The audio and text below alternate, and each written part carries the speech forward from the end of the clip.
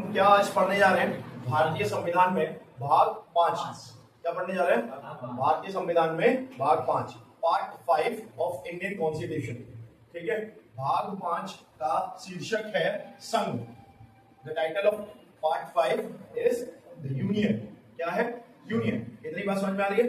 अब बात क्या आती है इस भाग 5 में हम क्या क्या पढ़ने वाले हैं? हम पढ़ेंगे भारत की कार्यपालिका, द एग्जीक्यूटिव, भारत की विधायिका, द लेजिस्लेटिव, और भारत की न्यायपालिका, द जुडिशरी ऑफ इंडिया।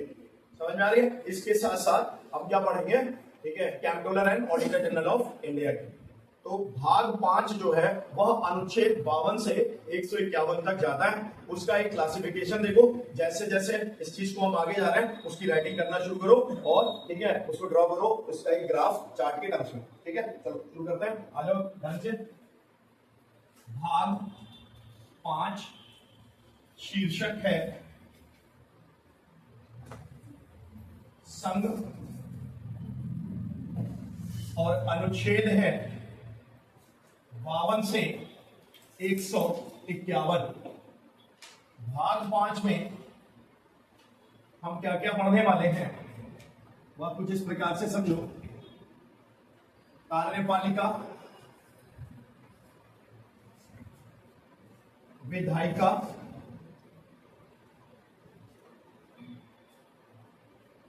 न्यायपालिका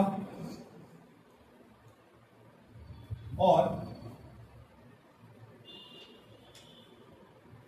कैग।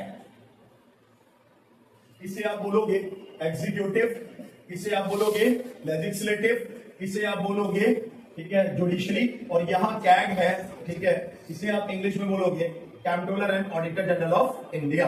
अब कॉन्सेप्ट क्या कहता है? कार्यपालिका। ठीक है, अनुच्छेद का कॉन्सेप्ट कहां से आता है?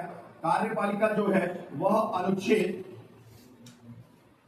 52 से 78 तक जाती है। ठीक है, 52 से 78 तक का कॉन्सेप्ट है। और विधायिका जो है वह अनुच्छेद 79 से 123 है, 123 है। और इसके साथ साथ जब बात हम न्यायपालिका की कर रहे हो तो यह अनुच्छेद 124 से 100, ध्यान रखिए समझो, 124 से 147। और कंट्रोलर एंड ऑडिटर जनरल, नियंत्रक एवं महालेखा परीक्षक, जिसे आप हिंदी में बोलोगे नियंत्रक एवं महालेखा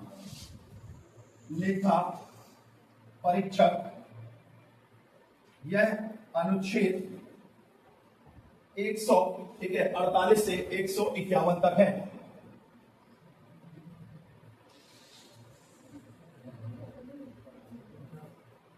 ठीक है, अब बात आ रही है क्या भारत की कार्यपालिका को जब हम पढ़ रहे होंगे तो हम इसमें क्या पढ़ रहे होंगे? विधायिका को पढ़ रहे होंगे तो इसमें क्या पढ़ रहे होंगे? ठीक है, न्यायपालिका को पढ़ रहे होंगे तो इसमें क्या पढ़ रहे होंगे? ठीक है, और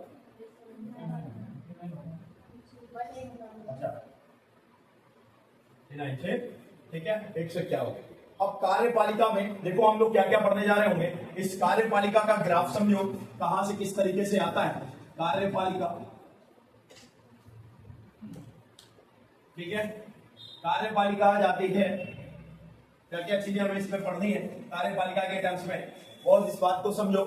पहला हम पढ़ेंगे भारत का राष्ट्रपति, फिर भारत के उपराष्ट्रपति, फिर हम पढ़ेंगे प्रधानमंत्री और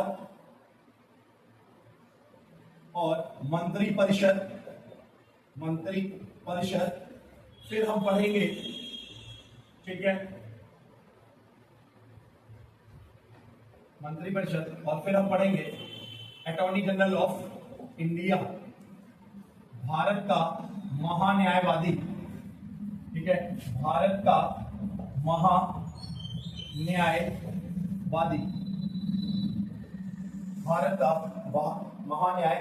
अब अगर हम राष्ट्रपति के अनुच्छेदों की बात करते हैं, ये राष्ट्रपति का अनुच्छेद कहां से कैसे चलता है? जो सीधे तौर पर राष्ट्रपति से ही जुड़े हुए, सीधे तौर पर राष्ट्रपति से जुड़े, तो वहां पर हम क्या बात कर रहे होंगे? कह रहे होंगे अनुच्छेद 52 से 62, अनुच्छेद 52 से 62, उपराष्ट्रपति में अनुच्छेद 63 से 72, ठीक है, 63 से 72। प्रधानमंत्री और मंत्रिपरिषद में ये जाएगा, ठीक है, अनुच्छेद यहां पर 72, 63 से 73, और यहां पर जाएगा अनुच्छेद 74 और 75। नियंत्रक एवं महालेखा परीक्षक जो है वो जाएगा अनुच्छेद 76। तो हम इस प्रकार से कह सकते हैं और समझ सकते हैं कि भारत की कार्यपालिका जो है वह सीधे तौर पर अनुच्छेद 52 से अनुच्छेद 76 तक, ठीक है, इस तरह से जुड़ी हुई है, ठीक है, यहाँ पर कॉन्सेप्ट आता है। ओके, अब बात यहाँ पर क्या कहते हैं कि हमने यहाँ पर कार्यपालिका जो है, ठीक है, 52 से 78 तक लिखा हुआ है, और यहाँ पर हम जब गए हैं तो हम क्या कह रहे हैं, अनुच्छेद 76 तक। तो 77 और 78 कैसे कहानी में आती है उस बात को समझो। अनुच्छेद 77 तथा अनुच्छेद 78 भारत सरकार के कार्यों को बताता है। भारत सरकार के कार्यों को बताने के लिए अनुच्छेद 77 और 78 वहां पर स्थापित है, प्रावधान किए गए हैं। इतनी बात समझ में आ गई? आया ना? कोई डाउट है? क्लियर है? तो अब इधर आ जाओ, 1 मिनट के लिए इस चीज को समझो। यहां हम पहले खत्म किसे करेंगे? कार्यपालिका को। किस वाले पार्ट को पढ़ रहे हैं? भाग 5, पार्ट 5। शीर्षक क्या है? संघ को इंग्लिश में क्या कहेंगे? यूनियन। कहां से कहां तक जा रहा है? 52 से 151। कार्यपालिका का इंग्लिश में क्या हुआ? एग्जीक्यूटिव। क्या होगा? तो एग्जीक्यूटिव कहां से जा रही है? 52 से 78, ठीक है। फिर हम किसे पढ़ेंगे? विधायिका कहां से कहां तक? 79 से 1 2 3, ये आर्टिकल है। न्यायपालिका कहां से? अनुच्छेद 124 से 148, और नियंत्रक एवं महालेखा परीक्षक 149 से 151। इतनी बात समझ में आ रही है? तो अब हम एक एक करके यहाँ पर, ठीक है, जैसे हमने देखा कि हम कार्यपालिका में क्या क्या पढ़ने जा रहे हैं, तो हमने कार्यपालिका में सबसे पहले क्या पढ़ना है? राष्ट्रपति। फिर क्या पढ़ना है? उपराष्ट्रपति। फिर क्या पढ़ना है? प्रधानमंत्री और मंत्रिपरिषद, और फिर भारत के महान्यायवादी का कॉन्सेप्ट आएगा। ये जब हम पूरा इतना पढ़ लेंगे तो हम क्या मान के चलेंगे कि हमने क्या पढ़ा?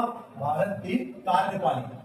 आया ना? इसको स्टार्ट करने से पहले हमें यह जानना जरूरी है कि कार्यपालिका क्या होती है, विधायिका क्या होती है, और न्यायपालिका किसे कहते हैं। ठीक है, तो हम सबसे पहले आप वहां पर इस चीज को जानने के लिए, ठीक है, राइटिंग शुरू करो।